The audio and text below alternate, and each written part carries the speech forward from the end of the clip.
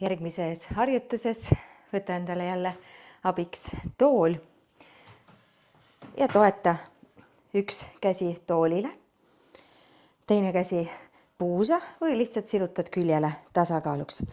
Kanna raskus ette, vii pilk põrandale ja samal ajal tõstad ühe jala, lükkad kanda lae suunas, tõmbad varbad enda poole. Nüüd kergelt kõverdad tugijala ja tood selle tõstetud jala enda ette, kõverdad ja lükkad põlve lae suunas. Tuled siit uuesti liikuma. Sirutad jalga üles lae poole ja tood jala tagasi enda ette.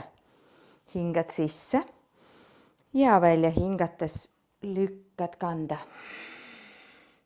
Teed esmalt ära ühe poolega ja siis vahetad jalga. Kallutades siit hoiad naba sees, alaselg hoitud ja tõstad põlve üles.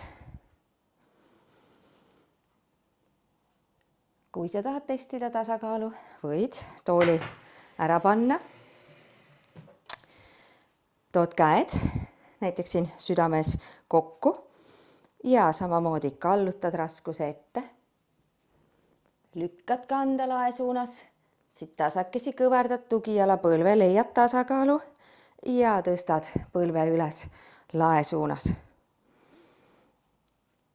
Kui tunned vahepeal hakkab tasakaal kaduma, võid alati toetada korraks varba põrandale ja siis tuua põlve lae poole.